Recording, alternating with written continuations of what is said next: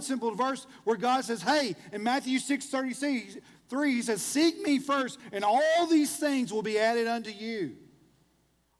Or come over here in the book of Philippians and understand what Paul is trying to convey to the Philippi church. There's three things this morning that I want us to look at. And as we look at this, be open-minded. Because there's a lot of us that when we come to church, we immediately close things down and we go, well, I'm not listening to that because that doesn't apply to me. Listen, today applies to me and you both. Because God wants to take care of us and He wants to supply all of our needs. But guess what? Sometimes it requires me to get out and just to ask God, God, I need your help. God, I want your help in my life. God, I am crying, I'm begging because I'm falling and I don't know how to get up. But the problem is we allow our egos or we allow ourselves to get in our way. So here's the first thing this morning, very quickly. God wants to give us a content life. What? God wants to give us a content life. God wants us to have a content life like Paul describes. If we go back up in verses 11 and 12 and look what it says here.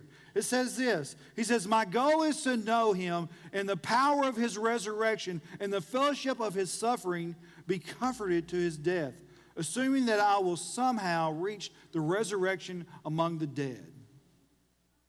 That doesn't sound very content, does it? That doesn't sound like, hey, I'm just going to walk through this life and everything's just going to be good to go. It doesn't sound very promising. Can move. Rivers can open up. Oceans can open up. But we have to come to the understanding with this sin. The things that we get things in our life. Guess what? When I look and I pray for our church, my prayer is that God will move and show His power in our church on a weekly basis. And I don't care who walks in the door. I want words. We are here to market God and what He's done in our lives. And if you're not going out marketing God on a daily basis, you're struggling in your Christian walk. Man, I did something this week that the last thing you want to tell a bunch of firemen is that you're a pastor. I was in class with 2 weeks with 15 people. And we were getting ready on our strategic plan. We had to present it within 15 to 25 minutes. And someone's going, Cody, you going to be okay with this? And all of a sudden I said, I have no problem with this at all. I said, almost every Sunday but the third Sunday I preach. And they looked at me and they go, what? I said, I'm a pastor. I pastor a church. And I said, I have no problem. I said, will I get nervous? Yes. I said, will I get jitters? Yes. But I said, I have no problem.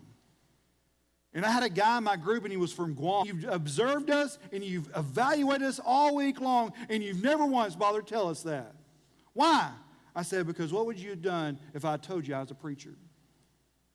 He goes, I wouldn't have talked to you the rest of the week. That's my point. I said, God's going to take care of us. I don't have any problems. I said, it's actually funny that we're talking about this, but I said, I'm very content where we are as a group. I feel like we're okay. I said, we're all on different levels. As I begin to look at this, I begin to think, what have I learned from what state of being content, as Paul was saying, is that the remarkable things can take place. You know, I've always said, hey, if a church gets content, it means they're not moving forward. A church that gets content out of God's will is not moving forward. A church that is understanding the power of God, that is content how He moves, is very powerful and can do mighty things.